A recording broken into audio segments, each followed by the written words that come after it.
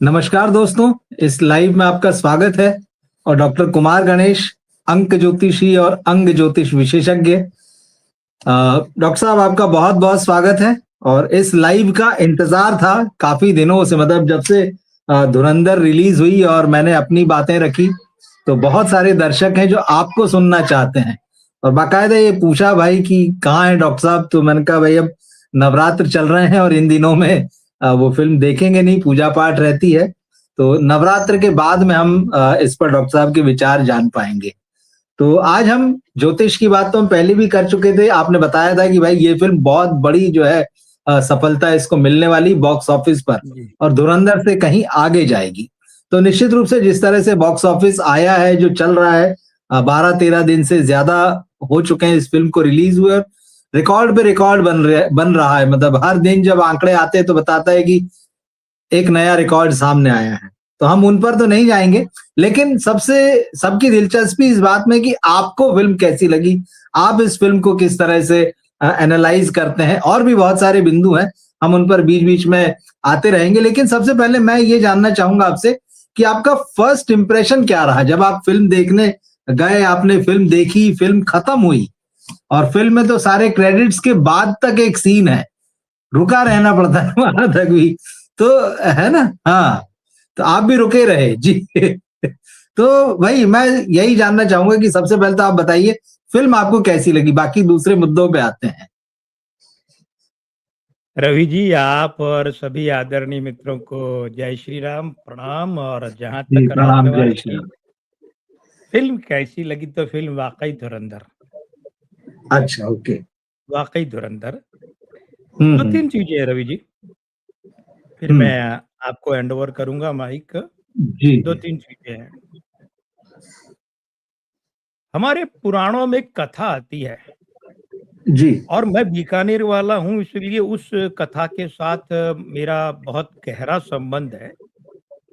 जी। और वो कथा है गंगा के स्वर्ग से धरती पर आने की। ओके। राजा सगर के हाँ सैकड़ों या सहस्त्रों पुत्र थे जो ऋषि के शाप से बुरी अवस्था को प्राप्त हुए, उन्हें मोक्ष नहीं मिल रहा था। हाँ। हाँ, तो भगीरथ ने ये जिम्मेदारी ली कि मैं अपने पुरखों के पाप धोऊंगा। अब यहाँ से आप ठीक, मेरी बात समझना शुरू हो गए यहाँ पर समझ मित्र। रहा हूँ। जी जी जी। भगीरथ ने जिम्मेदारी ली कि मैं अपने पुरखों के पाप धोऊंगा। सही सही सही, यही है। तो जी उन्होंने जी, फिर बिल्कुल बिल्कुल। गंगा मैया की साधना हाँ हाँ की। हाँ। तो गंगा मैया ने, आगे की कथा लंबी है, कुल मिलाकर गंगा मैया प्रकट हुई और महाराज सगर के उन सहस्त्रों या सैकड़ों पुत्रों, यानी भगीरथ के सहस्त्रों, हजारों या सैकड़ों जो पूर्वज हैं, उन्हें गंगा ने जी मोक्ष प्रदान किया। मैं ये कहूंगा कि आदित्य धर वो भगीरथ है जिसने बॉलीवुड के अपने पूर्वजों के पाप धो दिए। बहुत अच्छा है। तो आपने मोक्ष एक ही प्रदान लाइन में एक लाइन में, एक कथा में आप सारी बातें समेट देंगे इस तरह से। तो हमें तो बहुत सारी बातें करनी है अभी, तो लेकिन नहीं, वाकई ये बहुत खूबसूरत है ये बीज कि मंत्र है। पुराने जो, जी बिल्कुल बिल्कुल ठीक चीज है। हाँ अब आप जो है पूरा पुराण हाँ खोलिए। हाँ, ठीक चीज है। तो ये फिल्म है धुरंधर द रिवेंज, बदले की कहानी है। फर्स्ट पार्ट हमने देखा था, उसमें भी बहुत ज्यादा हिंसा थी। इस फिल्म में उससे ज्यादा है। और इस फिल्म को देखने के बाद अब बहुत बेसिक डिस्कोर्स पे आता हूं मैं। जो सबसे पहली चीज ये लगी कि भाई इस फिल्म में जिस तरह की हिंसा दिखाई गई है, जिस तरह की गाली गलौज है, भले ही सेंसर बोर्ड ने इस फिल्म को 18+ सर्टिफिकेट दे दिया, लेकिन ये हिंसा और ये जो गाली गलौज थी, वो मतलब वो भी एक ऊपर के लेवल पर जाती है।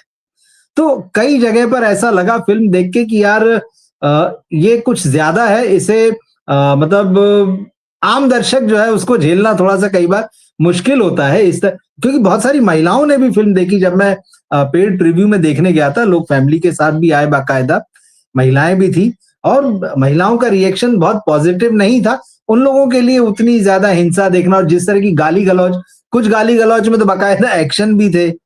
तो इस तरह की फिल्म मेकिंग को आप कैसे देखेंगे? क्योंकि बॉलीवुड में तो ये होता है कि पैमाने बढ़ते जाते हैं, भाई अब ये लेवल पे ला दिया, अगली बार इससे बेहतर के लिए आपको और ऊपर के लेवल पे जाना पड़ेगा। तो हमने जो पुष्पा में देखा था, कबीर सिंह उससे पहले एनिमल में देखा, फिर टाइगर श्रॉफ की फिल्म बागी 4 में ये बढ़ता जा रहा है लेवल, यहां तक आया है। इसे आप किस तरह से देखते हैं या जस्टिफाई करते हैं? देखिए रवि जी, पहली बात तो ये कि जो लोग फिल्म देखने जा रहे हैं उन्हें फिल्म का कॉन्सेप्ट और सब्जेक्ट पता है ना। बिल्कुल। पहली बात ये, उन्हें ये तो नहीं दिखा रहे हैं कि अनारकली आजम है फिल्म का नाम और अंदर जाकर के ये एक्शन है, वो तो नहीं है। बिल्कुल।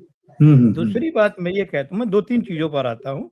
जी देखिए जी क्या होता है, अब रहा सवाल इसमें कि गालियां हैं, ठीक है, उन्हें हाफ म्यूट कर दिया है सेंसर बोर्ड ने। जी और मैं बिल्कुल। नाम भूल रहा हूँ, अभी कल परसों किसी फिल्म अभिनेता ने कहा था कि ये हाफ म्यूट का क्या मतलब है, या तो फुल म्यूट करते गालियां। हाँ हाँ तो जी जी वो बिल्कुल, सेंसर हाँ ये बोर्ड बात का, आई थी। वो सेंसर बोर्ड की सोच है, उसके लिए जी आदित्य धर जिम्मेदार नहीं है। आदित्य धर ने तो पूरी बिल्कुल। गालियां डाली है, वो सेंसर बोर्ड ने हाफ म्यूट किया है, फुल म्यूट किया वो। हाँ, ठीक है क्या। हाँ, दूसरी बात ये है कि ठीक है। पूरी फिल्म में आपको कहीं अश्लीलता दिखी क्या? गालियों को छोड़िए, एक सीन के अलावा, नहीं और वो सीन भी नहीं। उस सिचुएशन का बिल्कुल नेचुरल सीन है। अगर आप उस कैरेक्टर को समझेंगे, आप तो राइटर है साहब बहुत बड़े, मैं जी दर्शकों जी से कह जी। रहा हूँ, है ना, मित्रों से, कि मित्रों अगर आप उस हाँ कॉन्सेप्ट को समझेंगे, जो कंक्रीट कॉन्सेप्ट है उस सीन का, उस कैरेक्टर को अगर उसके साथ हाँ करेंगे तो वो सीन वहां ठीक है, नहीं करते। अब यूँ तो ये फ़िल्म ऐसी नहीं बनाते, किसी और बनाते, आदित्य तो रोमांटिक बनाते तो भी क्या होता, वो बात नहीं है। उस जगह वो उचित है। हालाँकि हालाँकि मेरे जैसे दर्शकों को अखरता है वो सीन। एक सीन है जहाँ जी एक्शन अश्लील है, पर उस बिल्कुल। जगह उस सिचुएशन के हिसाब से वो ठीक है। रहा सवाल ये, देखिए महिलाओं की बात है, तो इन्हीं महिलाओं ने एनिमल को सुपर डुपर हिट करवाया था। तो क्या वो एनिमल तो इससे, वो तो हद दर्जा हजार गुना अश्लील थी, ये फ़िल्म अश्लील तो नहीं है। इस फ़िल्म में आप एक चीज़ देखेंगे, लोगों ने ये कहा है, वो आगे आप वो बात उठाएँगे, मैं उसको अभी संकेत करके छोड़ दूँ, महिला कलाकार नहीं है। अरे एनिमल में तो हाँ महिलाओं, महिला वर्ग का जितना अपमान और जितना अश्लील चित्रण किया था, बात-बात में अश्लीलता डाल दी, थोड़ी-थोड़ी देर बाद अश्लीलता, ऐसे लगता है ठूँसी हुई है। इस फ़िल्म में आप नंगापन बताइए पहले तो, है कहीं नंगाई? अश्लीलता? नहीं नंगई, जिसके लिए बॉलीवुड बदनाम है, नंगई, जरा-जरा। अरे ये तो वो बॉलीवुड है जो कहता है रंग दे जो मुझे गेरुआ गाना है, वो बिकिनी पहने हुए 2 पीस कपड़ों में हीरोइन समुद्र में जहाज पर आती है। डूब मरना चाहिए इन बॉलीवुडियों को। तुम भगवा जो इस देश की इस देश के सम्मान का, मर्यादा का प्रतीक है, वो हीरोइन को पहना के केसरिया शब्द काम लेकर नंगी-पुंगी हीरोइन दिखा रहे हो। तो क्या वो अच्छा था? इसलिए ये तो देखिए, ये तो उन लोगों की भड़ास है, ये तो उन लोगों का ज़हर है इस फ़िल्म के प्रति। देखिए, और रहा सवाल ये महिलाओं का, हमेशा रवि जी आप फ़िल्म के राइटर और डायरेक्टर हैं, आप हमेशा एक चीज़ देखिए, थिएटर में बैठे हुए हर आदमी को आप संतुष्ट कर सकते हैं क्या? वो नहीं हो सकता है, ठीक है। दूसरी बात, आप इस चीज़ को बिल्कुल। यूँ देखिए ना, यूँ देखिए कि अब ये बात आती है कि साहब डायरेक्ट अगर सेंसर बोर्ड को गालियाँ म्यूट ही करनी तो डायरेक्टर ने डाली क्यों? मैं जी मानता हूँ कि आदित्य धर को इस दिशा में आगे काम करना चाहिए कि इसमें कुछ गालियों से बचा जा सकता था। वे नहीं भी होते वे शब्द तो भी फ़िल्म इतनी अच्छी रहती। बिल्कुल मैं मानता हूँ, जी और आदित्य धर, मैं आऊँगा उस पे फ़िल्मोग्राफ़ी पे उनकी, फ़िल्मोग्राफ़ी पे क्या, फ़िल्म टेक्नीक पे उनकी, जी वो बंदा करेगा इस चीज़। आप देखिए उरी में ऐसा था क्या? नहीं ना, गालियाँ नहीं नहीं थी ना। इस नहीं फ़िल्म बिल्कुल में नहीं। शायद शायद उस गालियों के पीछे एक कारण है। रवि जी, गालियाँ कब निकलती हैं? जब गुस्से में। अंदर आपके हाँ इतना जी आवेग, आवेश और भावनात्मक ज़हर भर जाता है, जिसको कि बाहर निकलने के लिए प्रॉपर रास्ता नहीं मिलता। तो जो नियम तोड़कर, जो लाइन तोड़कर गाड़ी बाहर निकलती है, वो गाली होती है। बिल्कुल। गाली एक तरह से उस बस का इमरजेंसी एग्जिट होता है। जो प्रॉपर एग्जिट नहीं, इमरजेंसी एग्जिट होती है, तब गाली, गाली का कॉन्सेप्ट समझिए। और अब मैं कहता हूँ, आप और मित्र, हमारे दर्शक मित्र ध्यान दीजिए, इस फ़िल्म में जहाँ-जहाँ गालियाँ आई है, 80% गालियाँ उस इमरजेंसी एग्जिट के रूप में है। और एक और है, वो जो कैरेक्टर है, उन जगह जगह पर देखिए, इस फिल्म में किसी एक कैरेक्टर से गालियां नहीं है, अलग अलग कैरेक्टर बिल्कुल। से है। आप ध्यान दीजिएगा। अब मैं कह रहा हूँ, जिन मित्रों ने आप ध्यान नहीं दिया तो फिर जाएं फिल्म देखें। मैं तो एक बार देखा हूँ, 3-4 बार और देखूंगा। फिर जाएं फिल्म देखें। जिस जी। कैरेक्टर के मुंह से गाली निकली है, उस कैरेक्टर को समझ कर देखिए, उसकी गाली अलग है, दूसरे की अलग है। मतलब राइटर ये बताना चाहता है कि इस कैरेक्टर के हिसाब से इसके मुंह से शब्द निकलेंगे, गाली के रूप में, डायलॉग के रूप में। जैसे मैं एक उदाहरण देना चाहता हूँ, जी। गाली का नहीं है, दूसरा उदाहरण है, हम्म। समझिए। एक एक बात है, और वो क्या है कि पाकिस्तान में बलोचों को बलूच कहा जाता है, और बलूच उनके लिए अपमानजनक शब्द है। ध्यान दीजिएगा बात ओके। पर, बहुत गहरी जी। बात बता रहा हूँ। बलूच शब्द, वो बलोच कहलाते हैं। बलोच जाति से आर्य है, मूल पहले से कहीं, लेकिन बलोच है। उस पे मैंने एक कार्यक्रम में ईरान का शुरू से लिया है, बलोचिस्तान का दिया है। लेकिन पाकिस्तान वाले उनको गाली के रूप में बलूच कहते हैं। जिस तरीके से हिंदुस्तान से जो मुसलमान आजादी के समय पाकिस्तान गए, पाकिस्तान के वहां के लोग उन्हें मुहाजिर कहते हैं। कराची में ये रहमान डकैत वगैरह जो पैदा हुए ना, उनसे पहले मुहाजिर कौमी मूवमेंट ही था, एमक्यूएम, जो कराची पे राज करता था, जी। कराची पे। तो ये आप देखिए कि उस शब्द का, अब आप देखिए किसके मुंह से बलूच शब्द निकलता है, किसके मुंह से बलोच निकलता है। गौर कीजिए, बहुत सूक्ष्म ध्यान रखा है आदित्य ने, गालियों में भी रखा है। अब आप देखिए, मेजर इकबाल का बाप जहांगीर खान, ये वास्तविक कैरेक्टर है, जो जिसको कहते हैं बांग्लादेश का जल्लाद, ढाका का जल्लाद, लाखों लोगों को जी। जिसने 71 के समय मरवाया था, ये वही जहांगीर खान है। जो हम्म। मेजर इकबाल तो देखिए एक कोई कैरेक्टर असली, मतलब वो नाम असली नहीं है। मेजर इकबाल नाम जी। से एक कैरेक्टर था, जो जो हेडली था ना, जॉर्ज हेडली, जो मुंबई हाँ बमों में बिल्कुल। पकड़ा गया विस्फोट में, मुंबई विस्फोट में। हाँ। उसने गवाही दी हम्म। कि पाकिस्तान में बैठकर आतंकवादियों 26/11 के हमला करने वालों का जो हैंडलर था, हम लोग उसको जी। मेजर इकबाल के नाम से जानते हैं, और वो आईएसआई ऑफिसर था। तो मेजर इकबाल कैसा दिखता था, क्या दिखता था, वास्तव में कौन था नहीं पता, लेकिन वो मेजर इकबाल एग्जिस्ट करता है। और उस मेजर इकबाल को अर्जुन रामपाल जैसा बनाकर उसका बाप जहांगीर खान दिखाना, और जहांगीर खान कौन, कसाई ऑफ बांग्लादेश। सोचिए इस बांग्ला। चीज को आदित्य धर ने कहाँ को रिलेट किया है। भाई एक चीज को यूं समझना पड़ेगा। मैं फिर आपको ओवर करूंगा, फिर आप मुझे अगला जी। मुद्दा दीजिएगा, क्योंकि वरना मैं तो बोलता ही रहूंगा और आपको बोलने का मौका ही नहीं मिलेगा। अब देखिए क्या है, मैं तो जी। कितने महीने, कितने 2-3 सप्ताह के बाद आया हूँ, है ना? तो जी मैं तो हाँ। अपना अपना चांस छोड़ूंगा नहीं, फुटेज नहीं छोड़ूंगा नहीं, मैं पर फिर। हमारे लेकिन साथी जो यहाँ जुड़े हुए हैं वो बार बार पूछ रहे थे आपको, तो आपको ही सुनने आए हैं जी। लेकिन एक बात कहकर मैं फिर आपके हाथ में माइक दूंगा, जी। आपके सामने वाला माइक चालू रहेगा। देखिए वो क्या है, अब ध्यान ये दीजिए कि वो जहांगीर खान, इतिहास इस पर जो आता है ना कि इतिहास कितना है, सच्चाई कितनी है, जी। गल्प गल्प बिल्कुल। कितना हाँ। है। तो देखिए हम्म। बेचारा फिल्मकार पहले ही घोषित कर रहा है, ना तो ये डॉक्यूमेंट्री है और ना ये कोई सच्ची घटना है। वो नहीं है कि सिगरेट पी रहे और लिखा हुआ है हम्म। सिगरेट पीना स्वास्थ्य हानिकारक, वो नहीं है। ये डॉक्यू हम्म। ड्रामा है, डॉक्यूमेंट्री नहीं है। अब हम्म। आपको मैं हैंड ओवर करता हूँ, आप यहाँ जी। अगला बिंदु मुझे दीजिए, फिर बोलिए। जी। अब जैसे आपने कहा ना, जो आपने कहा कि भाई मेकर ने तो पहले ही बता दिया डिस्क्लेमर दे के कि ये तो भाई डॉक्यूमेंट्री नहीं है, डॉक्यू ड्रामा है, और फैक्ट्स और फिक्शन को मिलाकर उसने अपने हिसाब से आखिरकार कहानी ही कही है। वो ये कह रहा है कि फैक्ट नहीं दिखा रहा हूं, ये कहानी है।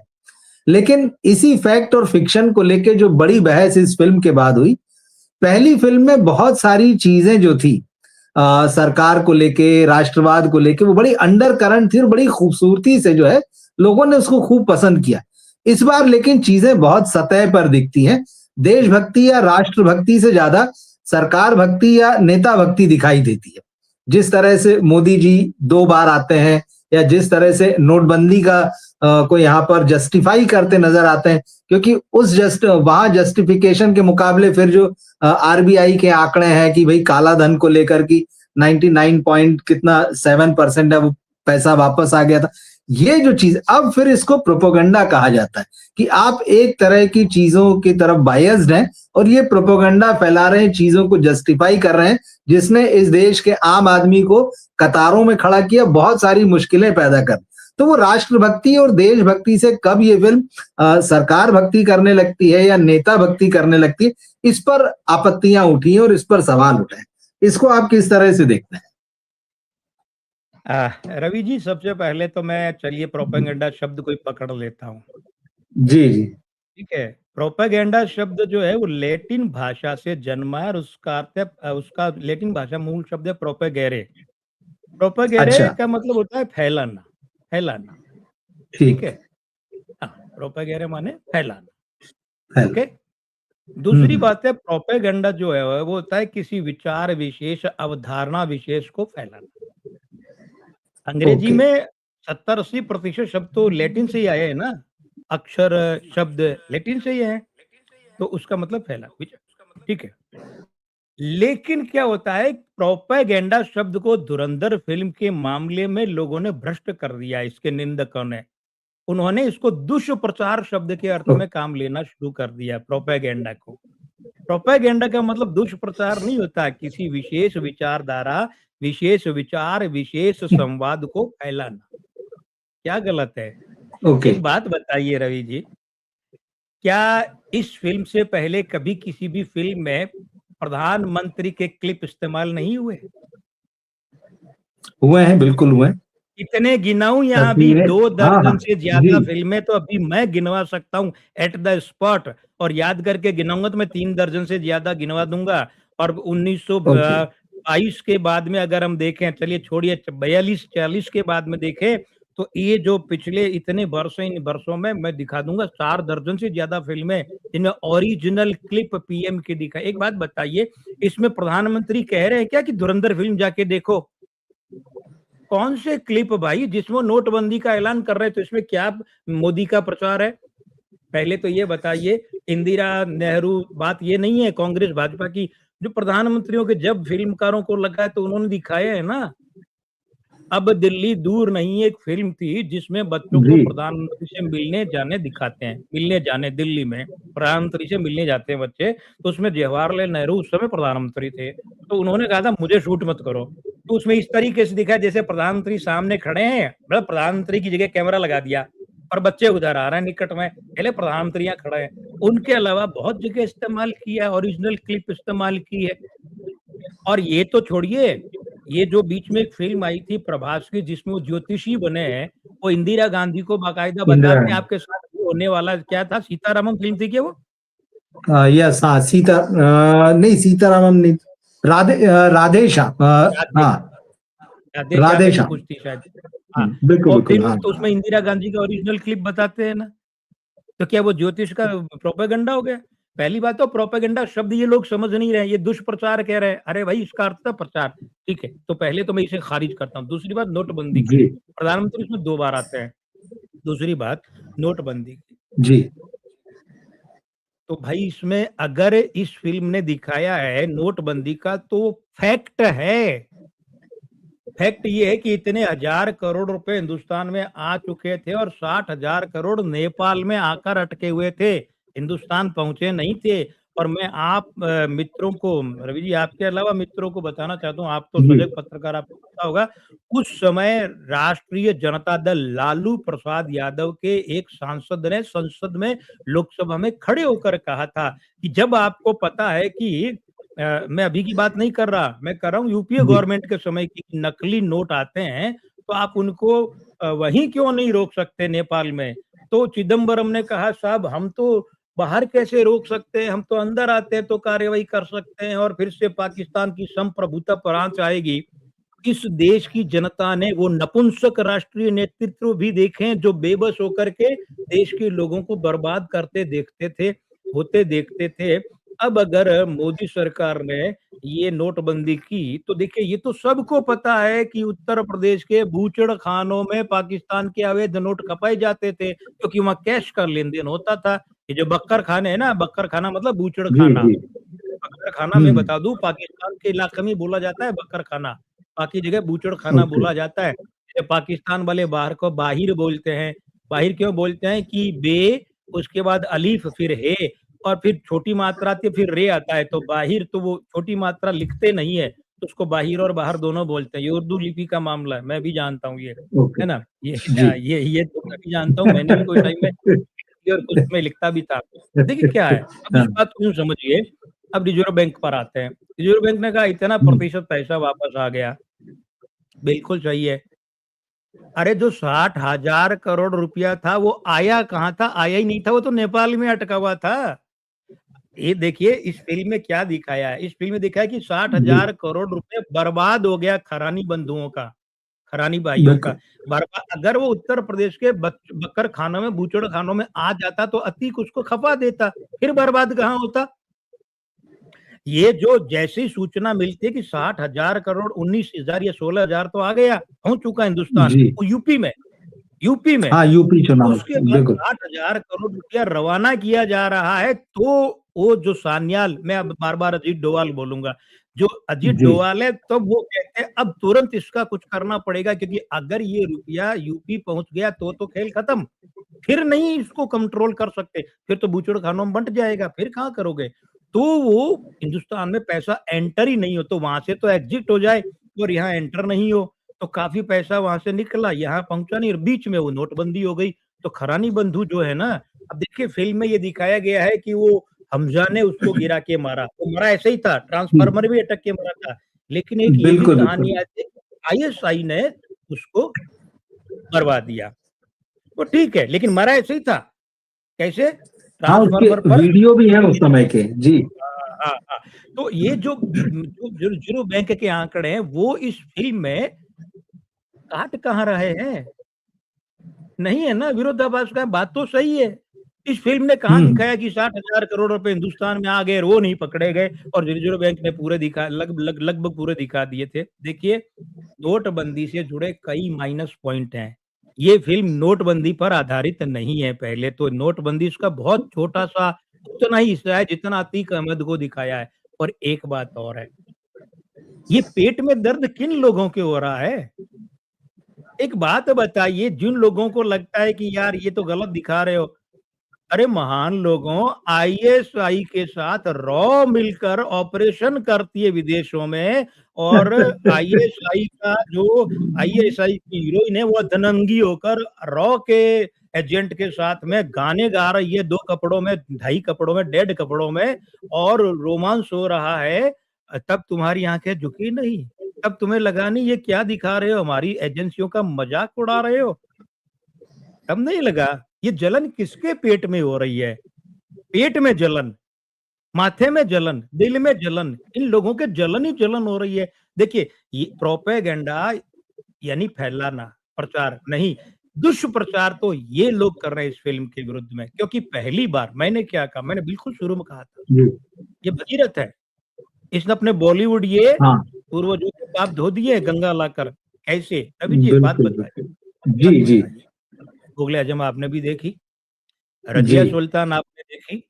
मुझे बताइए बिल्कुल। आम आदमी को छोड़िए, आप और हमारे जैसे पढ़े-लिखे लोग जो हैं, मैं तो ख़ैर उर्दू भी बहुत अच्छी जानता हूँ, समझता हूँ, शायर हूँ। लेकिन कितने हुँ, लोग हैं जो उनके डायलॉग को प्रॉपर समझ पाए?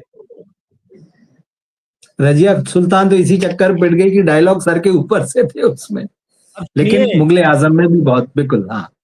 अरे बहुत थे साहब, 5-5 राइटरों बिल्कुल, ने लिखे बिल्कुल। थे उसके हाँ, डायलॉग। जी, जी, हैं? बिल्कुल। अब हाँ, रुकिए, अब रुकिए। अब मैं एक बात बताना चाहता हूँ। जावेद अख्तर हुँ, साहब का एक किसी कार्यक्रम का एक वीडियो है। पूरा वीडियो नहीं, क्लिप हाँ, भी देखिएगा। जावेद यस, अख्तर यस, साहब साफ कहते हैं कि यार ये क्या दिखाते हैं, ये मुस्लिम सोशल नहीं है। ये मुस्लिम बिल्कुल, सोशल मुग़ल फ़िल्में इतिहास कहाँ से पे। हो गई? इत इत इतना बड़ा हाथ नीचे से ज़मीन से टच करके अब्बा हुजूर बोले साहब मैं लखनऊ में बरसों रहा हूँ, मैंने किसी बाप-बेटे को आपस में अब्बा हुजूर बेटे को बाप को अब्बा हुजूर कहते नहीं सुना और बाप को कहने ही सुना कि ब ब हमारे फलाने-ढिकाने तुम ये कहीं नहीं है और ये हर मुस्लिम फ़िल्म में दिखाते हैं अब्बा हुजूर फरमाइए ये वो। बोले कौन-सी भाषा है? तो जावेद अख्तर साहब ये कहना चाहते हैं कि ये क्या है? ये वो जो दिखा रहे हैं वो तो बिल्कुल ही नहीं है। तो क्या ये दुष्प्रचार नहीं है? हमारे सामने वो सीन पेश किया गया कि जो असलियत में है ही नहीं। हर मुस्लिम फ़िल्म में आप देखिए, मुस्लिम प्रधान जो फिल्म होती है, जी जो मतलब जिसमें मुस्लिम कल्चर दिखाया, ऐसे दिखाते साहब कितना शानदार कल्चर है। चिक के पीछे से झांकती सुंदर औरतें, इतने ये सुबह जागते हैं तब से लेकर के लकदक ये शेरवानी और सलवार पहने लोग। अरे साहब कुछ नहीं होता भाई। तो प्रोपेगेंडा अगर दुष्प्रचार के अर्थ में तो किसने इसमें फिल्माया है? ये प्रोपेगेंडा है। एक 5 फीट का दुबला-पतला मरियल सा लुंगी पहनने वाला, बनियान पहनने वाले अकबर को मुगले आजम में क्या दिखाया है? ऐसे लगता है जैसे सुबह उठते ही ये गहने पहन लेता है क्या? नहा धोए लेकिन गहने और वो मुकुट पहन लेता है, पगड़ी पहन लेता है। तो ये प्रोपेगेंडा था अगर दुष्प्रचार के अर्थ में गिनते हैं तो। ये प्रोपेगेंडा था 5 फीट के। और एक और है, अकबर खान ने एक जी सीरियल बनाया था, याद है ना हाँ आपको? हाँ, जी उसमें जी खय्याम का बिल्कुल म्यूजिक लिया था और उसमें असली हाँ अकबर दिखाया था 5 फीट का दुबला-पतला मरीज जैसा, वो सीरियल बंद करना पड़ा। लोगों ने बवाल मचा दिया साहब अकबर को ऐसे दिखा रहा, अरे अकबर था ही वैसा। तो प्रोपेगेंडा अगर दुष्प्रचार शब्द है तो ये वहाँ हुआ था, ये जवान में हुआ, ये पठान में हुआ, ये वार में हुआ, ये रज़िया सुल्तान में हुआ, ये मुगले आजम में हुआ, ये लव एंड गॉड में हुआ, लैला मजनू में हुआ। लैला मजनू की ओरिजिनल फोटो लंदन में देखो, देख के शर्म आएगी, आप कहेंगे मैं डूब मर जाऊँ भगवान अगर ये असली लैला और मजनू थे, तो ये कहानियाँ तो सारी जल जाए तो अच्छा है, धुआँ ही नहीं निकले इतनी जल जाए। ये क्या फर्जीवाड़ा प्रोपेगेंडा यानी दुष्प्रचार के अर्थ में तो वो था साहब धुरंधर। इन लोगों के पेट में दर्द होता है कि पहली बार किसी ने खम ठोक के राष्ट्रवादी फिल्म बनाई है और क्यों नहीं बने। इजराइल में फिल्में बनती अपने राष्ट्रीय अस्तित्व बोध के लिए, ईरान में बनती थी राष्ट्रीय अस्तित्व बोध के लिए, अमेरिका तो कोई राष्ट्र है ही नहीं भाई। अमेरिका कौन-सा राष्ट्र है? वो तो संयुक्त झुंड इकट्ठा किया हुआ है। हर राष्ट्र का जापान, कोरिया सबकी हिंदुस्तान की फ़िल्में अगर हिंदुस्तानी फ़िल्में बनने लगी हैं, तो पेट में दर्द किसके हो रहा है? एक बात बताइए, महेश भट्ट ने जी ठेका लिया था हीरोइनों के नंगेपन का। मैं शब्द इस्तेमाल नहीं करना चाहता, लेकिन करूँगा भी नहीं। लेकिन जो नंगापन महेश भट्ट ने दिखाया फ़िल्मों में, 2000 से लेकर के मतलब ये कौन-सी फ़िल्म थी? कसूर।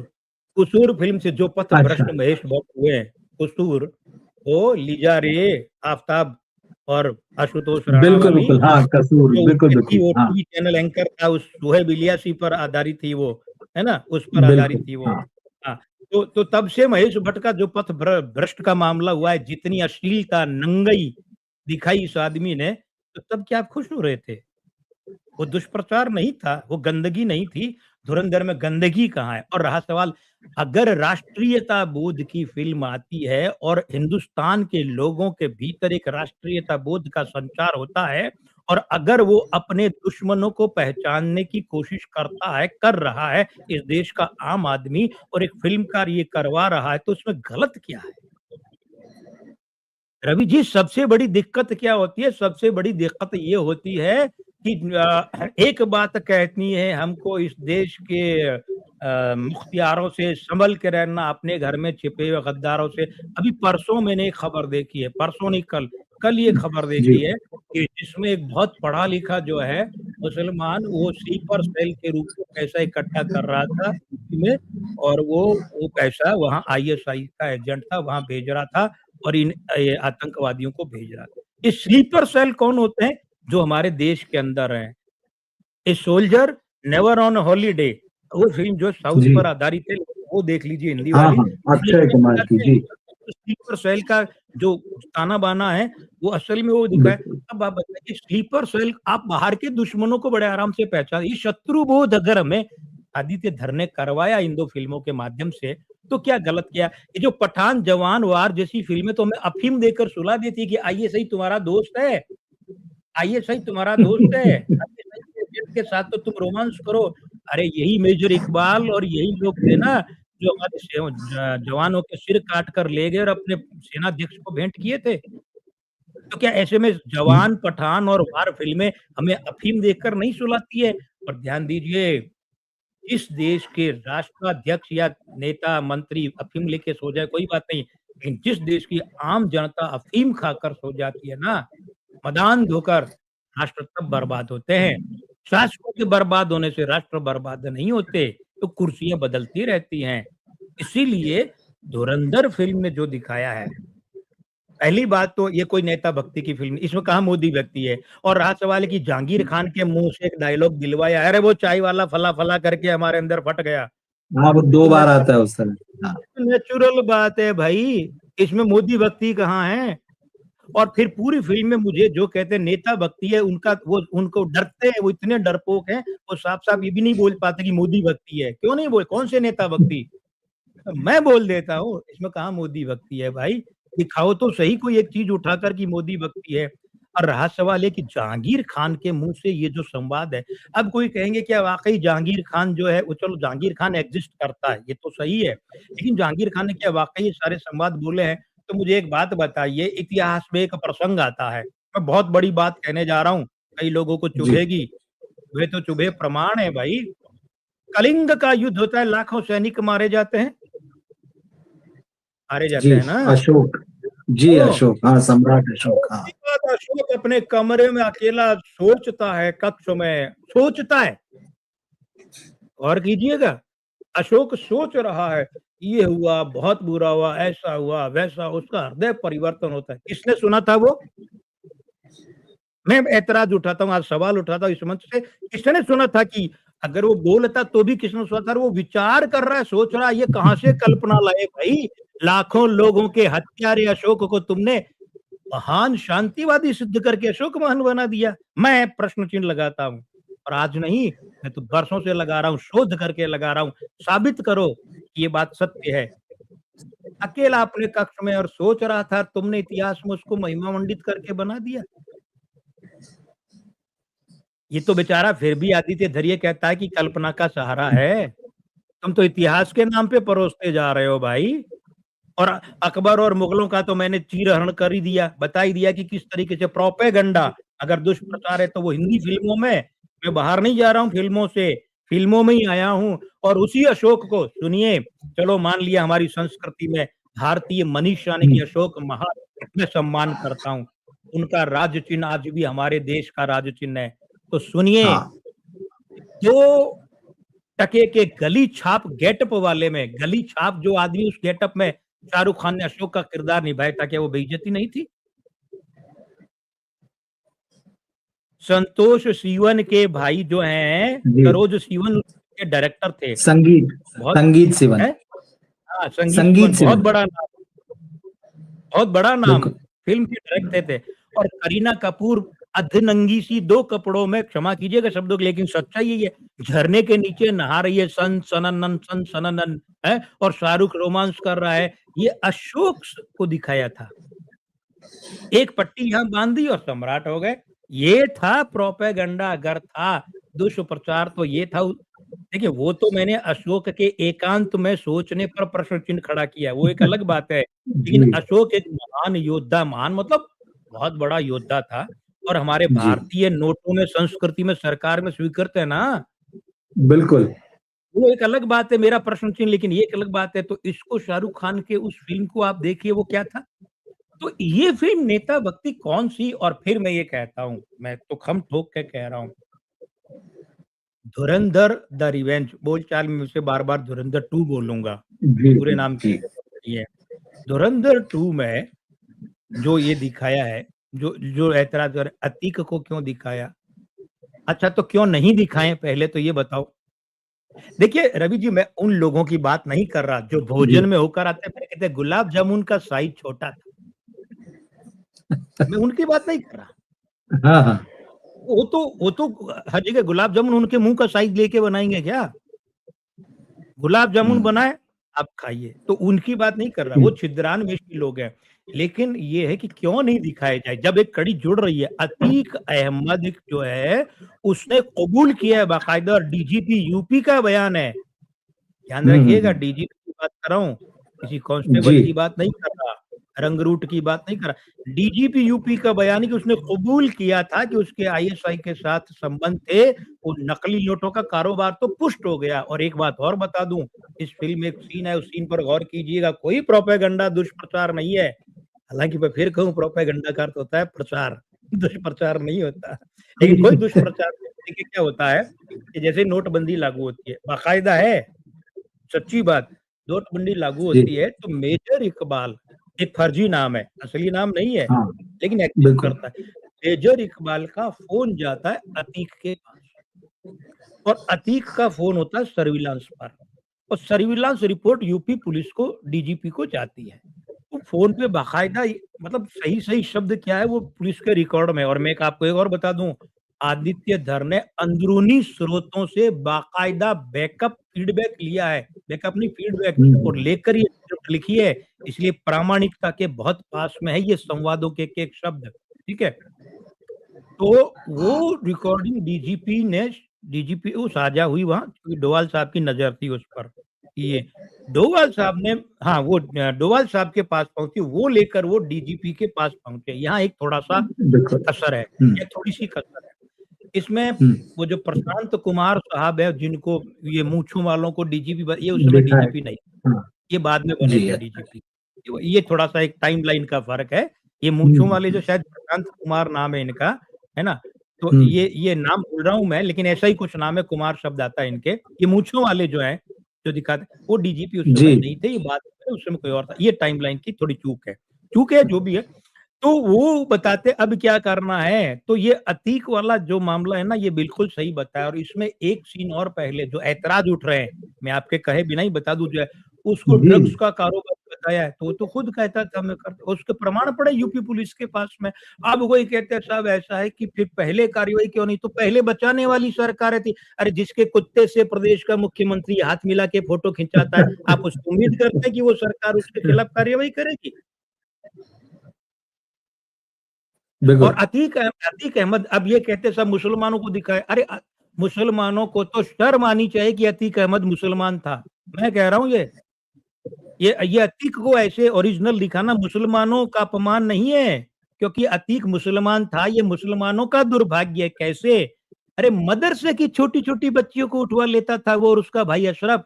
मैं बोल रहा हूँ मुझे घिन आ रही है बोलते बिल्कुल हुए। मदरसा, हिंदू बच्चियाँ तो नहीं होती ना वहाँ पर। कौन होती हैं? मुस्लिम बच्चियाँ, हैं? बिल्कुल। छोटी-छोटी बच्चियों को और उनके साथ दुष्कर्म करके उनकी लाशें फेंक देते हो, जब चाहे उठा लेते, मदरसे बर्बाद कर दिए।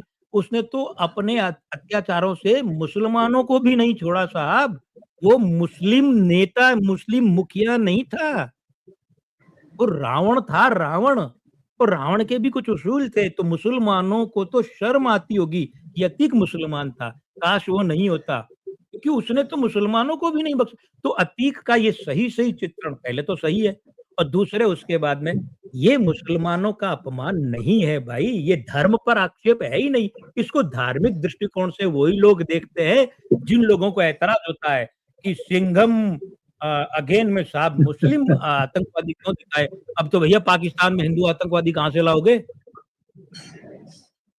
और ये कौन लोग हैं? ये वो लोग हैं जो बाटला एनकाउंटर पर इंस्पेक्टर मोहनलाल शर्मा की शहादत पर प्रश्न चिन्ह लगा रहे थे और आतंकवादियों के पक्ष में कोर्ट में खड़े हुए।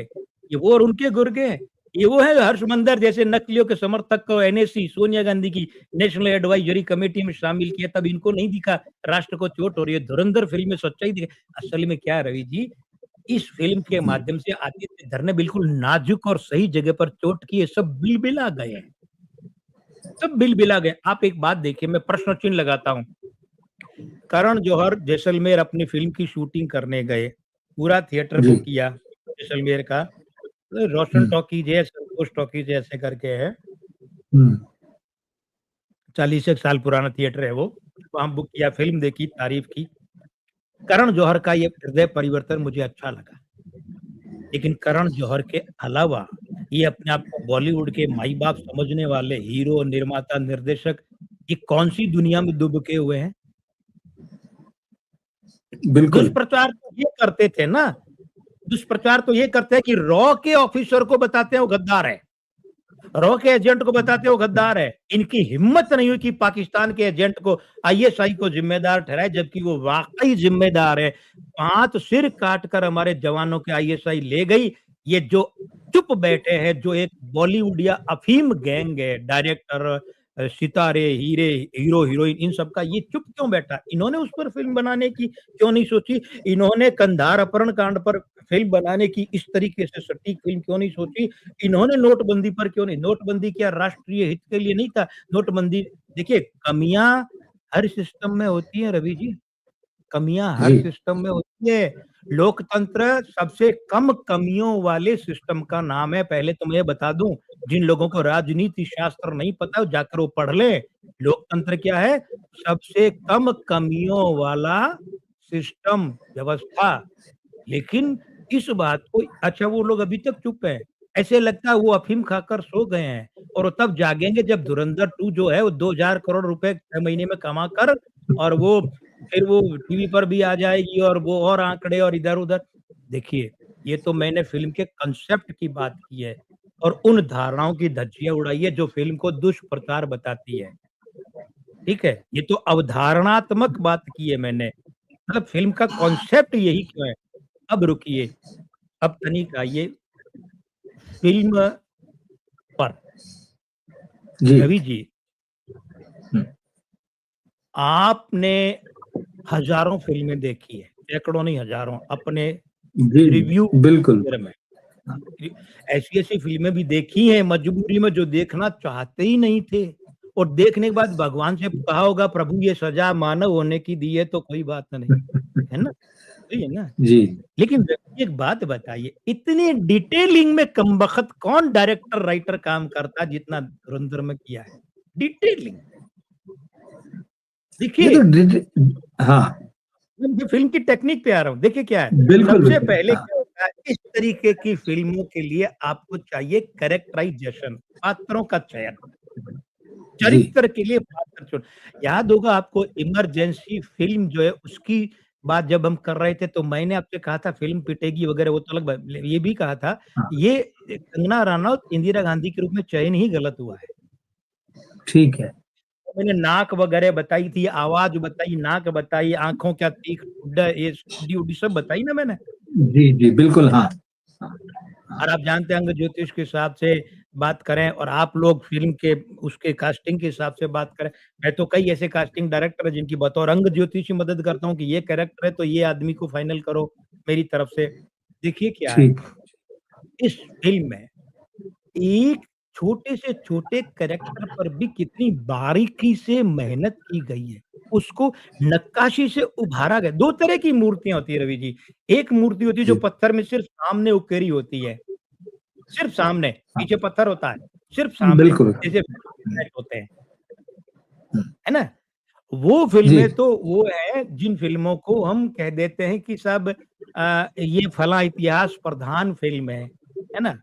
अब मोहनजोदड़ो आई थी, मुझे वो जी मज़ाक लगी, ऋतिक रोशन मुझे हाँ मज़ाक वो तो लगी था कि ही बिल्कुल एक कॉन्सेप्ट के स्तर पर भी फेल है कि दिखाना क्या चाहते हैं और फिर जो सेट होता है, फिर जो उसके वस्त्र सज्जा होती है, वस्त्राभूषण होते हैं, जो गेटअप मेकअप होता है, प्रोस्थेटिक होता है, वो सब सब बेकार। इस फ़िल्म में आप ऐतराज़ उठा के दिखाइए, प्रोस्थेटिक पर, गेटअप मेकअप पर, वस्त्र सज्जा पर, वस्त्राभूषण पर, छोटी से छोटी चीज़ की डिटेलिंग। लेकिन एक जगह आदित्य धर शायद चूक गए कंटिन्यूटी में। मुझे सीन याद करना पड़ रहा है, जी कि जहाँ आर माधवन जो होते हैं वो आते हैं और उनका ये राइट प्रोफाइल होता है कैमरे स्क्रीन पर, पर्दे पर राइट ओके प्रोफाइल होता है, तो उनके यहाँ बाल कुछ ज़्यादा दिखाए जाते हैं, जबकि ठीक पूरी दोनों फ़िल्मों में यहाँ बाल हल्के हैं। ये हाँ अ, मैं फिर देखूँगा 2-3 बार फ़िल्म गौर करूँगा, हम्म, लेकिन मुझे लगता है ये कहीं न कहीं थोड़ा-सा, मगर ये 1000 में आधा परसेंट वाली बात है, कोई बड़ी बात नहीं। लेकिन डिटेलिंग, अच्छा अब एक बात देखिए, मुझे एक बात बताइए, हम्म, किसी भी, आप तो डायरेक्टर भी हैं, राइटर तो बहुत अच्छे हैं, डायरेक्शन भी किया आपने, आकेट फ़िल्म की थी, है ना? आखेट हाँ हाँ, बड़ी प्यारी फ़िल्म थी वो, बड़ी प्यारी थी। जी फिर आप दिखवाइएगा, फिर देखूँगा मैं। अब इसमें क्या है जी देखिए, इसमें जो देखिए किसी भी आदमी के डायरेक्टर की जो है ना उसकी सफलता क्या है, कैरेक्टर को पर्दे पे दिखाते ही दर्शकों में लहर दौड़ पड़ती है, नफ़रत की, खुशी की, प्रसन्नता की, हँसी की, तो वो सफलता है। इसमें जब-जब जिस कर देखिए अतीक कितनी बार आता है? 2 बार। बिल्कुल 2 हाँ फुटेज है अतीक की। अतीक अहमद 2 फुटेज है ना? 2 नहीं 3 फुटेज है। गोली मारते हैं तब एक जी और आती है ना? 3 हम्म, छोटी-छोटी फुटेज है, बमुश्किल कितनी होगी? 2 ढाई 3 मिनट। बिल्कुल लेकिन उस कैरेक्टर को पर्दे पे दिखाते कहते अतीक अहमद, कहीं कुछ कमी है उसको पहचानने में? ना कहीं ना कमी ना नहीं है ना? नवाज़ बिल्कुल शरीफ तो मुझे लगा कि वाक़ई उस ओरिजिनल को फिट करके शूट किया है क्या? वो तो कमाल का लेके आए कमाल है वो तो बिल्कुल, अब कहाँ-कहाँ से लाए? सीधे ही ले आए। कहाँ-कहाँ से लाए? दानिश इकबाल को दाऊद के रूप में सोचना। और मैं रवि हाँ, जी पूरी ज़िम्मेदारी के साथ आपके साथ आज सभी मित्रों को एक बात बताना चाहता हूँ। जी। देखिए, आप भी जानते हैं कि मेरे स्रोत जो है वो राजनीतिक दलों में, प्रेस में है, जी, जी, एजेंसियों में भी है, मेरे बिल्कुल। स्रोत एजेंसियों में भी है। लेकिन मैं आपको एक बात बता दूँ और वो बहुत बड़ी बात है धुरंधर 2 के बारे में। जिन लोगों को ये नहीं पच रहा है ना, ये पाँव कटा दाऊद, पाँव कटे हुए हैं उसके गैंग्रीन के कारण, घुटनों तक कटे हुए हैं ठीक। पाँव। हाँ, हाँ, ये हाँ, अभी हाँ। तक जो लोग नहीं समझ पाए हैं, वो आगे वाले में समझ लेंगे। गैंग्रीन के कारण घुटनों तक पाँव कटे हुए हैं उसके। ध्यान से आप देखेंगे तो हुँ, घुटनों के वो जो रज़ाई डाली है ना, तो घुटनों के नीचे ठीक है। पाँव जैसा कुछ नहीं दिखता। घुटने यूँ हुँ, आके ऐसे हो जाते हैं, वो गैंग्रीन के कारण उसके पाँव कटे हुए हैं। तो जिन लोगों को ये नहीं पच रहा है ना, उनको मैं बता दूँ कि उनके दिमाग में वो 40 साल पुराना फ़ोटो घूम रहा, सिगार और भारी मूँछों वाला।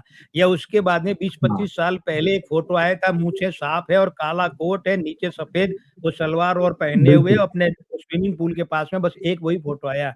मैं उन लोगों को हुँ, बता दूँ कि पहले तो ये बात ये समझ लें आप सभी मित्र, आदित्य धर ने इस फ़िल्म के लिखने के लिए, कैरेक्टरों को बनाने के लिए, सँवारने के लिए अंदर की गुप्त सूचनाओं का प्रयोग किया है। मैं आपको बता रहा हूँ पूरी ज़िम्मेदारी से। अंदर की हुँ, गुप्त सूचनाओं का प्रयोग किया है। इसलिए अगर आदित्य धर जैसे लेखक ने दाऊद इब्राहिम को ऐसा दिखाया है, तो मानकर चलिए कि वो अभी ऐसा ही है। ये डी कंपनी और सी कंपनी और कंपनी फ़िल्म वाला वो नहीं है। ऐसा ही है अभी उसका हाल कराची के क्लिफ्टन रोड वाले जी, उसके बंगले में उसका हाल यही है। आदित्य धर ने बहुत अंदर से छोटी-छोटी सूचनाएँ कहाँ से क्या लिए मैं यहाँ चर्चा नहीं करना चाहता। लेकिन ये बता दूँ जी, पूरी ज़िम्मेदारी के साथ में तो ये पचाइए कि दाऊद अभी ऐसा ही है। और एक बात और मैं एस हुसैन ज़ैदी साहब की बात उधार लेकर बोल दूँ, वो ये है जी, कि एक किसी बड़े पुलिस ऑफिसर ने कहा है कि दाऊद जिस दिन मरेगा, उस दिन डोंगरी बंद होगी। मैं कहता हूँ नहीं होगी। क्यों? क्योंकि ये बात तो ओके। सबको पता है कि दाऊद मरेगा तो डोंगरी बंद होगी। तो दाऊद के दुश्मन भी हुँ, कहाँ हुँ, नज़र रख रहे हैं? डोंगरी पर, कि जिस दिन डोंगरी बंद हुई उस दिन समझ जाएँगे दाऊद मर गया। और दाऊद एंड कंपनी में से भी ज़्यादा आईएसआई नहीं चाहती कि दाऊद के मरने की खबर बाहर जाए। तो इंटेंशनली कहा जाएगा डोंगरी बंद नहीं करनी है, ताकि पता नहीं चले दाऊद मर गया। और दाऊद मर जाएगा ना तो लंबे समय तक तो आईएसआई खुद ये सूचना बाहर नहीं आने देगी कि दाऊद से ज़्यादा दाऊद का खौफ काम कर रहा है। और वो मर गया सुनते ही खौफ खत्म हो जाएगा। और मैं एक चीज़ और बता दूँ, वाक़ई क्लिफ्टन रोड के बंगले पर दाऊद आईएसआई का कैदी है। ओके। अब मैं आता हूँ दूसरे पहलुओं पर। देखिए फ़िल्म की एडिटिंग फ़िल्म में कमाल तो की है। फ़िल्म में जी, तो जी, प्लीज़। बॉस की तरह दिखाया उसको कि आईएसआई भी उसकी सुन रही है। देखिए उसमें एक चीज़ मैं आपको बता दूँ, बाकायदा हुँ, सुनती है आईएसआई आईएसआई। अच्छा, मैंने क्या कहा वो आईएसआई का कैदी है। कैदी है। हुँ, मैंने ये नहीं कहा बंदी है। बंद ठीक। आईएसआई की हुँ, निगरानी मतलब आईएएस उसका निगरानी, हाँ, गार्ड नहीं है, वो आईएसआई की गिरफ्त में है। वो चाहे तो भी वो दुबई कराची छोड़कर नहीं जा सकता वो, चाहे तो हाँ, भी। ठीक। क्योंकि आईएसआई का उसका यहाँ रहना फ़ायदे का सौदा है। आईएसआई और दाऊद कोलैबोरेशन में ड्रग्स का धंधा करते हैं। और आईएसआई मतलब पाकिस्तान की मिलिट्री। जी, जी। आपने देखा होगा पहले पार्ट में चौधरी असलम कहता है मेरी रोटी तो बड़े साहब की क्या हाँ, मेहरबानी से चलती है। बिल्कुल, बिल्कुल। ठीक है। अब मैं दूसरी बातों पे आता हूँ। देखिए क्या होता है, अभी मैंने एक एक इंटरव्यू देखा वो रिजवान नाम के पात्र का, उसने कहा अरे आदित्य भाई क्या करवा लिया, जो कुछ नहीं जाता उस बंदे से क्या करवा लिया? सभी यही कह रहे हैं, दानिश इकबाल यही कह रहा है जिसने दाऊद का रोल किया, गौरव गहरा, हाँ, राकेश बेदी साहब की तो आज बिल्कुल। मैंने क्या कहा था राकेश बेदी साहब इस फ़िल्म के ज़बरदस्त हाइलाइट पॉइंट हो गए। कमाल, हुआ कमाल किया इसने। हुआ ना? बिल्कुल। हुआ ऐसा? ठीक है। अब क्या होता है ये सब चीज़ें जो मैं आपको बता रहा हूँ, देखिए क्या होता है डिटेलिंग वाली बात हो गई, सब कुछ हो गई। फ़िल्म ठीक है, थोड़ी लंबी लगती है, 15-20 हुँ, मिनट छोटी हो सकती थी। लेकिन रवि जी, जहाँ एक महागाथा ली जाती है ना, महागाथा, जी। महाभारत जैसा अगर आप कुछ रचने जा रहे हैं, तो फिर उसमें थोड़ा बहुत तो हो सकता है, इतना ऊँच नहीं। भाई एलओसी कारगिल जैसी बोर फ़िल्म जो है, वो डॉक्यूमेंट्री छाप बना दी है, वो जी, जी। डॉक्यूमेंट्री बनकर रह गई वो, है ना? लेकिन आप हाँ, एक बात देखिए, आप श्याम बेनेगल आदित्य धर से बड़ा नाम है ना फ़िल्मकारी में, है ना? बिल्कुल, इसमें कोई शक बिल्कुल। नहीं है। हाँ, बिल्कुल। उस समय सहारा प्रोडक्शन आज के जियो स्टूडियो से तो बहुत बड़ा था, उस समय। हाँ, नेताजी बिल्कुल। द फॉरगॉटन बनाई थी। याद है किसी हाँ, को? ये दर्शकों में लंबी से किसी बिल्कुल हाँ, वो हमें याद है लेकिन सचिन आपको खेड़ेकर मुझे याद बाकी रखना दर्शकों मजबूरी के है। लिए नहीं। आपका जी, मेरा याद रखना मजबूरी, हमारा धंधे का मामला है। सही है। समीक्षक है ना? लेकिन याद है, जी, अभी देख रहे कितने मित्रों को याद है वो फ़िल्म, ऐसी कोई फ़िल्म आई भी थी? नहीं ना, हाँ, सैकड़ों करोड़ की थी। भाई बिल्कुल, हाँ। साहब, फ़िल्म जो होती है ना, फ़िल्म फ़िल्म लगनी भी चाहिए। अब आप इसमें देखिए, एक चीज़ है कि ज़हूर मिस्त्री को ऐसे नहीं मारा था, ज़हूर मिस्त्री को मारा था कि वो दुकान के पास पहुँचा सुबह-सुबह, हाँ, तो 2 मोटरसाइकिल सवार आए, उन्होंने एड्रेस पूछा, एड्रेस दुकान के बाहर ही, एड्रेस पूछा ये एड्रेस है? तो बोले ऐसे-ऐसे है, तो 2 तभी उन्होंने निकाली और वह ज़हूर मिस्त्री, अच्छा वो एड्रेस पूछा और वो पलट के जैसे ही जाने लगा दुकान की तरफ, दुकान से 8-10 फीट दूर है, फुटपाथ के पास में और नीचे सड़क पर है वो, ज़रूर बता रहा हूँ मैं। हाँ, बिल्कुल ठीक। लाइव मैं भी आँखों देखा हाल बता रहा हूँ।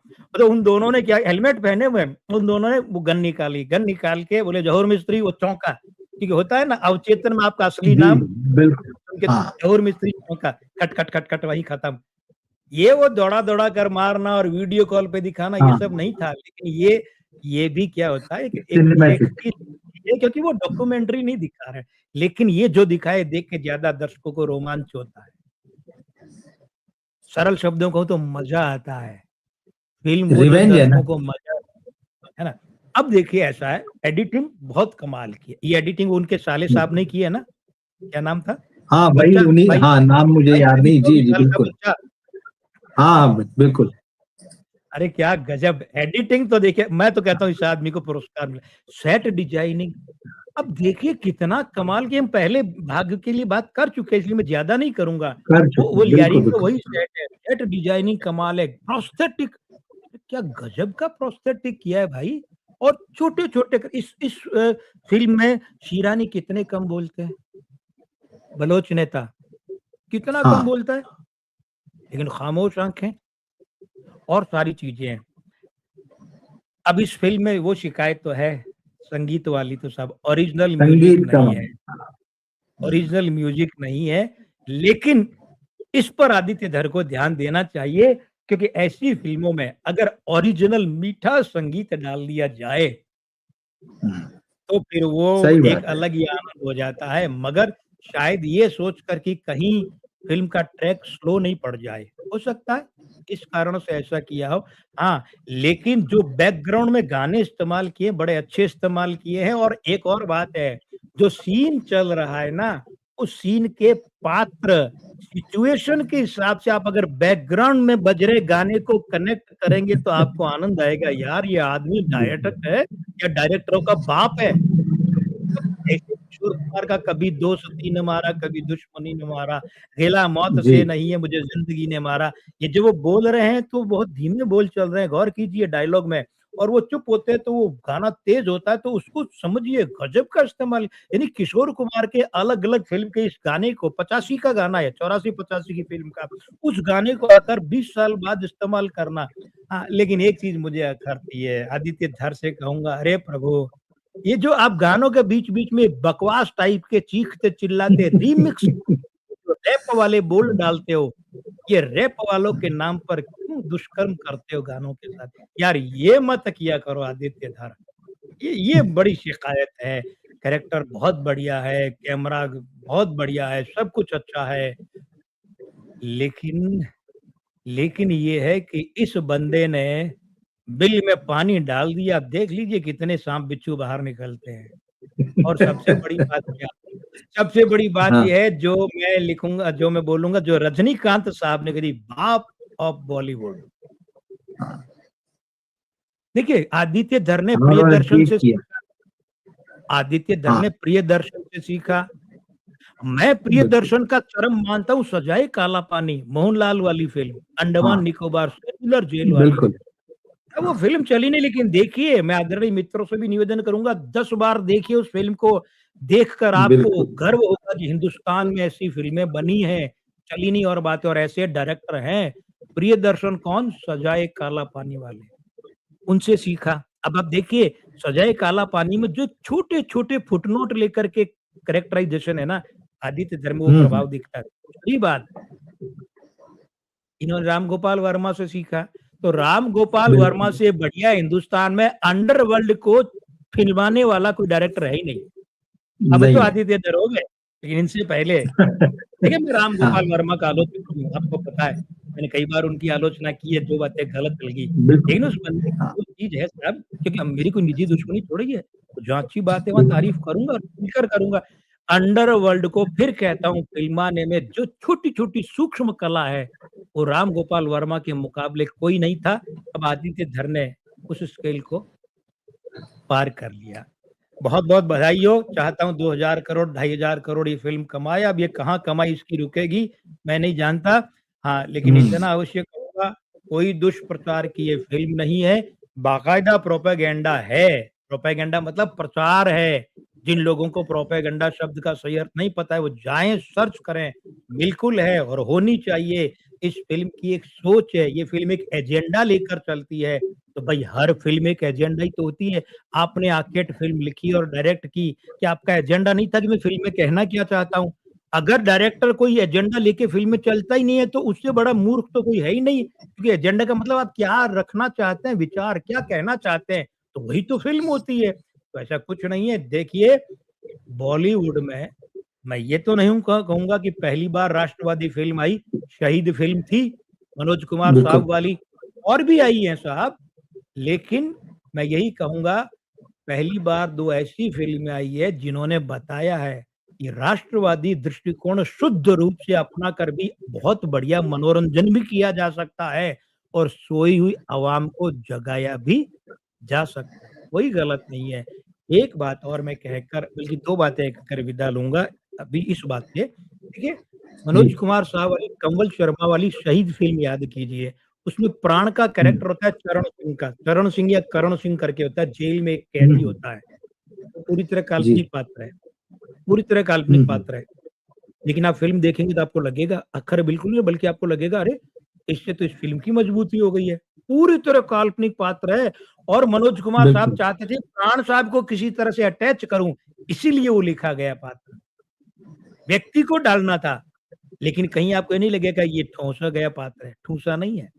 एक, दूसरी बात ये देखिए, मैं ये कहना चाहूँगा कि ये जो फ़िल्म है, इस फ़िल्म के माध्यम से एक धारा शुरू हुई है हिंदी सिनेमा में, और ये बिल्कुल। धारा ऐसी है कि आदित्य धर की ये धारा हिंदी सिनेमा को, राम गोपाल वर्मा की भाषा में कहूँ तो, पूरी तरह आमूल-चूल बदल कर रख देगी और मजबूर कर देगी। अभी तो देखिए, कई, आपने एक वीडियो मुझे भेजा है, फ़िल्म की शूटिंग रुक गई। अभी तो कई शूटिंगें रुकेंगी, कई फ़िल्में रुकेंगी, कई फ़िल्मों की स्क्रिप्ट बदलेंगी, कई फ़िल्मों के नाम बदले जाएँगे, कई फ़िल्मों के कैरेक्टर बदले जाएँगे, कई फ़िल्में ड्रॉप हो जाएँगी। सोचने पर नहीं, करने पर मजबूर होंगे कि पूरा फ़िल्मों का ट्रैक बदल जाएगा बॉलीवुड का, एक बात। और दूसरी बात ये है साहब, शोले जैसी जगह-जगह से उठाकर नकल की गई फ़िल्म को भी इंस्टीट्यूट में पढ़ाया जाता है, इसलिए कि टेक्निकली वो फ़िल्म सॉलिड थी। ये फ़िल्म तो टेक्निकली सॉलिड है ही है। लेखन, निर्देशन, फ़ोटोग्राफ़ी, प्रोस्थेटिक और इसके अलावा set designing, dress designing, casting designing, ये फ़िल्म संस्थानों में, इंस्टीट्यूटों में, यूनिवर्सिटी, कॉलेजों में पढ़ाने लायक होगी और बहुत जल्दी पढ़ाएगी, और ये दोनों फ़िल्में आगे दशकों तक हिंदी सिनेमा को इसने रोड मैप तय कर दिया है, गाइडलाइन तय कर दी है। और इसके तो बहुत-बहुत शुभकामनाएँ हैं, और मैं तो कहता हूँ, मित्रों, आपने अगर 1-2 बार फ़िल्म देख ली है और आपको लगता है कि बस बहुत है, नहीं, जाइए 2-3 बार और देखिए, क्योंकि ऐसी फ़िल्मों को प्रोत्साहन दीजिए, उन्हें नहीं जिन फ़िल्मों में रॉ और आईएसआई में रोमांस दिखाया जाता है। चलते-चलते एक बात और, जो मैंने कहा ना, जी, डिटेलिंग, जी। पाकिस्तान के कैरेक्टरों के अलावा सारे लोग बोलते हैं आईएसआई, उच्चारण वो कहते हैं आईएसआई। आईएसआई। हाँ पाकिस्तान का आम आदमी आईएसआई बोलता, आईएसआई नहीं बोलता। सोचिए इतनी छोटी-छोटी बात अगर किसी आदमी ने इस पर मेहनत की है, फिर वो अगर सफल होता इतना बड़ा तो। और हाँ, चलते-चलते अब मेरा ज्योतिषी जाग गया है। जी। अब मेरा ज्योतिषी क्यों जाग गया है कि देखिए आदित्य धर कहते हैं मैं तो 2-3 पेज पढ़ने होते तो 7-8 घंटे लगाता था। हाँ, सोचिए 2-3 पेज पढ़ने हो तो 7-8 डिसलेक्सिया जो, घंटे हाँ, हाँ, वो क्या वो रोग था। हाँ, वो था। डिसलेक्सिया, जी, हाँ, जी, और हाँ, सोचिए मेरी स्क्रिप्ट चुरा-चुरा कर 100-100 करोड़ की फ़िल्में बन गई। तो सोचिए बन क्या गई। उस आदमी के मन में आया नहीं, हे भगवान क्या कर्म फूटे हैं, क्या दुर्भाग्य दिया है। मेरा तो पैदा होना ही व्यर्थ है। एक तो पैदा हुआ ढंग से पढ़ नहीं सकता, नॉर्मल लाइफ़ नहीं है, ऑटिज़्म के मरीज की तरह हूँ, ऊपर से मेरी स्क्रिप्ट की चोरियाँ, मुझे चांस नहीं मिल रहे हैं। तो वो आदमी निराश भी तो हो सकता था ज़िंदगी से। लेकिन कहते हैं ना जहाँ घनघोर अंधेरा उसके बाद ज़बरदस्त उजाला है। तो इस बंदे ने उरी के बाद इन 2 फ़िल्मों से सारा हिंदी सिनेमा ही चेंज कर दिया। यानी भाग्य बहुत बड़ी चीज़ होती है मित्रों। अपने भाग्य पर भरोसा रखिए, लेकिन आदित्य धर की तरह अपने भाग्य के भरोसे मत रहिए। पुरुषार्थ का कोई विकल्प उस बंदे ने प्रतीक्षा की, 100-100 करोड़ की फ़िल्में चोरी से स्क्रिप्ट से बन गई, हिम्मत नहीं आ रही। पूरी भी मिल एक फ़िल्म कौन-सी थी वो बहुत बड़ी थी ना जो ड्रॉप हो गई थी पहली फ़िल्म फवाद अली के साथ, पाकिस्तान वाले एक्टर के साथ। इसकी एक, हाँ, हाँ, इसकी एक फ़िल्म कौन बनने वाली थी। हाँ, तो सोचिए जी, लेकिन इस बंदे ने हिम्मत नहीं हारी, भाग्य पर भरोसा रखा और मेहनत जारी रखी बंदे ने। पुरुषार्थ और भाग्य मिलकर जीवन बनाते हैं। Over to you. क्षमा कीजिएगा मैंने आपको पिछले बहुत देर से बोलने का मौका नहीं दिया, गो नहीं, अहेड। नहीं, मैं तो सब साथी दर्शक हमारे आपको सुनने जुटे थे, इसीलिए मैं आप सबसे कह दूं कि कमेंट भी मैंने आज इसीलिए किसी के नहीं लिए, क्योंकि अगर मैं कमेंट्स भी यहाँ लेता जाता, तो फिर वो ध्यान भटकता आपकी बातों से, जितने सारे लोग सुन रहे हैं यहाँ पे उनका भी। तो इसीलिए मैंने आज कमेंट्स भी नहीं लिए। बाकी बहुत अच्छी-अच्छी बातें हो रही थी, कुछ सहमत थे, कुछ असहमत थे, लेकिन कुल हाँ, मिला के मामला ये था। हाँ, वो ठीक है, हम हमेशा वेलकम करते हैं, हमें कोई समस्या नहीं है उसमें। सबके अपने-अपने विचार हैं और हम सबके विचार जानना, सुनना चाहते हैं, डिस्कस करना चाहते हैं। मगर हाँ, जब से धुरंधर रिलीज़ हुई, मेरे पास लगातार मैसेज थे कि डॉक्टर साहब कब आएँगे अपनी बात कहने के लिए कि उन्हें धुरंधर कैसी लगी। और जितना समय लिया था हमेशा की तरह उससे ज़्यादा समय आपने दिया है। बहुत-बहुत आभारी हैं आपके, मैं भी और हमारे साथी दर्शक भी, और सभी दर्शकों का भी धन्यवाद। अब मैं अपने दर्शकों से कहूँगा कि जो डॉक्टर साहब ने ये बात कही, जिस बात का आप लंबे समय से इंतजार कर रहे थे, सुनना चाहते थे, समझना चाहते थे, तो फिर अब इस वीडियो को, इस लाइव को आप अपने दोस्तों तक, परिवार में या जो भी आपके ग्रुप हैं, उनमें शेयर साझा कीजिए। कीजिए जिससे कि ये बातें जो हैं पहुँचे। ये ज़्यादा ज़रूरी है अब। तो जी, डॉक्टर साहब की बात हो गई। अब हम अगली बार जब मिलेंगे, तो मुझे लगता है धुरंधर का ज़िक्र समय-समय पर आता रहेगा अभी, क्योंकि ये आएगा, फ़िल्म अभी आएगा। चल रही है, चलनी है, और भी हम बहुत सारी बातें करेंगे। सिनेमा के एंगल से करेंगे, ज्योतिष का कोई एंगल आ सकता है, उससे करेंगे। लेकिन अब आज का समय हो गया है, मुझे लगता है 1 घंटे से ऊपर चले गए हम।